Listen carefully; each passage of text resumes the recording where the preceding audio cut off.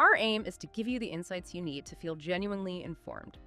Today, we're plunging into, well, the often pretty intricate world of international relations. It's a space where things are always shifting, alliances change, and sometimes, even those really long-standing partnerships, they need a fresh look, a hard look even. So, our mission today, we're taking a deep dive into a very significant, very recent development. It's a new executive order signed just back on February 4th, 2025. And this document, it details exactly how the United States is reevaluating its engagement with the United Nations and other international bodies. Now, this isn't just diplomatic talk track. No, this is a full-on directive. It lays out some very specific concerns and, crucially, concrete actions the U.S. government is taking. By the end of our chat today, you'll get a crystal clear picture of the what, and maybe more importantly, the why, straight from the source itself. Okay, let's unpack this then. To really get the weight of this executive order, we probably need a quick history reminder. The United States didn't just, sign up for the United Nations. It was right there at the start, a key architect after World War II. Think about the world back then, just immense devastation. And the whole point of the UN, its core purpose, was huge. Prevent more global wars, promote peace, security. You know, it was meant to be this beacon of hope for a more stable, cooperative planet. Yeah, exactly. And what's really fascinating, or maybe revealing, is how this new executive order frames the shift away from that original idea. The order itself is pretty blunt. Its main goal is to, quote, realign U.S. engagement. And it tells you why. It says some UN agencies, some bodies, have reportedly drifted from this mission, but it goes further than that. It claims they're now acting, quote, contrary to the interests of the United States. And I mean, it doesn't really pull punches. It says these bodies are attacking our allies and propagating anti-Semitism. So you can see the document lays out some very specific, quite serious complaints to justify this big recalibration. Right, and it's not totally out of the blue, is it? The order itself points that out. The U.S. has taken similar steps before. It specifically mentions the withdrawal from the UN Human Rights Council, the UNHRC, back in 2018. So that context is important. It shows this isn't a completely new playbook when the U.S. feels things aren't aligned. Now, this specific order, it really zeroes in on 3 UN organizations. It says they deserve renewed scrutiny. Those are the UNHRC, again, UNESCO, that's the Educational, Scientific, and Cultural Organization, and UNRWA. UNRWA is the UN Relief and Works Agency for Palestine refugees in the Near East. Okay, let's dig into those specifics because the language in the order is quite direct about each one. First, UNRWA. The order states it has, and again this is quoting, reportedly been infiltrated by members of groups long designated by the Secretary of State as foreign terrorist organizations. And, maybe even more critically, it mentions, quote, UNRWA employees were involved in the October 7, 2023 Hamas attack on Israel. Wow, okay, those are incredibly serious claims. Absolutely. They hit right at the core of the agency's neutrality, especially for a humanitarian aid group. Then, moving to the UNHRC, the Human Rights Council, as you said, the U.S. left it before. The order claims the council has, quote, protected human rights abusers by allowing them to use the organization to shield themselves from scrutiny. So basically the opposite of its job. That's the allegation, yes. A fundamental failure of its mission, becoming a shield instead of a spotlight, according to the order. And finally, UNESCO. The order points to a, quote, failure to reform itself. That suggests ongoing problems they haven't fixed. It also specifically highlights UNESCO having, quote, continually demonstrated anti-Israel sentiment over the past decade. A claim of persistent bias, then. Yes, and beyond that, it also mentions UNESCO has, quote, failed to address concerns over mounting arrears, which basically means significant unpaid membership dues. So it's a mix of issues: effectiveness, perceived bias, and financial management. All right, and here's where it gets really interesting, right? Because the order doesn't just list complaints, it mandates actual concrete actions. It turns those grievances into policy. So let's break down what the U.S. is actually doing based on this order. First, regarding UNHRC participation. The order is explicit. The U.S. will not participate in the UNHRC and will not seek election to that body. Period. That's a clear withdrawal. But it seems to go further than 2018. It does. It specifically says the Office of United States Representative to the UNHRC and related positions will be terminated. So it's not just stepping back, it's actually dismantling the dedicated U.S. diplomatic setup for the Council. Okay. What about UNESCO? Is it the same thing? Not quite. For UNESCO, the order directs a review of U.S. membership. A review. Okay, so not an immediate pullout. Right. It's a serious reevaluation, though. The Secretary of State, working with the UN ambassador, has 90 days to do this review. And they need to look at whether UNESCO actually supports U.S. interests.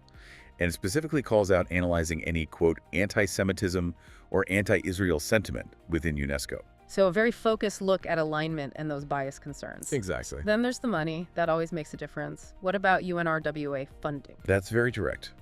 The order says, quote, executive departments and agencies shall not use any funds for a contribution, grant, or other payment to UNRWA. So a complete stop. A complete stop to U.S. funding for UNRWA. The order notes this is consistent with a law Congress passed in March 2024, and it directs the Secretary of State to formally withdraw a previous funding decision to make sure this freeze sticks. And this funding clampdown, does it stop there? Or does it affect the main UN budget too? It affects the main budget too, specifically regarding the UNHRC. The order specifies that funds from the U.S. contribution to the UN regular budget, the money normally earmarked for the UNHRC, will be withheld. And again, it states this is consistent with specific congressional directives from 2024, so it's trying to ensure that even general U.S. funds don't indirectly support the Human Rights Council. It's a pretty comprehensive financial cutoff for that body. Wow. Okay, so specific actions on those three. Yeah. But you mentioned something broader. Yes, and this is where the scope really widens. Yeah. If we connect this to the bigger picture. The order mandates something quite sweeping. Right. Within 180 days, so about 6 months, the Secretary of State, again consulting with the UN ambassador, has to conduct a massive review. A review of all international intergovernmental organizations where the U.S. is a member or provides funding. All of them. All of them. And also all conventions and treaties the U.S. is part of. That sounds huge. It is. It's a systemic reevaluation of America's entire multilateral engagement and the purpose, to figure out which ones are, quote, contrary to the interests of the United States, and importantly, whether they can be reformed. So it's not just identifying problems, but assessing if they can be fixed. And what happens after this massive review? The Secretary reports the findings back to the President and includes recommendations on whether the U.S. should actually withdraw from any of these organizations, conventions, or treaties. So this really could set the stage for some potentially major shifts in U.S. foreign policy globally, a real recalibration. And they're making sure everyone gets the message about the immediate funding cuts, for instance. Yes, the order is clear on the notification process too. It says the Secretary of State shall inform the UN Secretary General, the head of UNRWA, and the UN High Commissioner for Human Rights directly. And the message is? The message is blunt. The U.S. will not fund UNRWA or the UNHRC.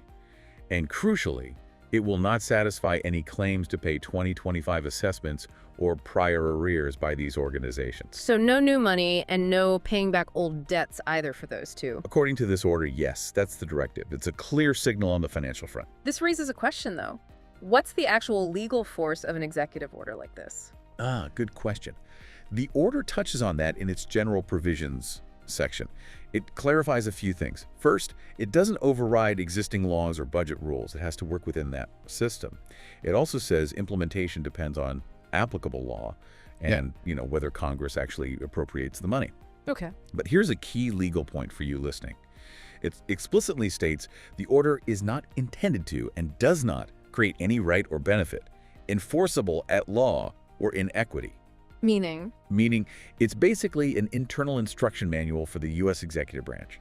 Think of it like a company policy memo. It sets direction internally, but it doesn't give outside groups or individuals new legal rights to sue the government based on the order itself. Got it. So it's a powerful internal directive, but not something someone outside the government can take to court. Okay, so let's pull this all together. What does this really mean for you listening right now and for, well, the world? This executive order clearly signals a major shift, or at least a major review, of U.S. foreign policy regarding the UN and potentially many other international groups. It's driven by these stated concerns in the document itself, things like mission drift, alignment with U.S. interests, and those really specific, serious allegations against UNRWA, UNHRC, and UNESCO. And it's not just talk. It includes concrete actions like cutting funds, pulling out of bodies, and launching that huge 180-day review of everything else.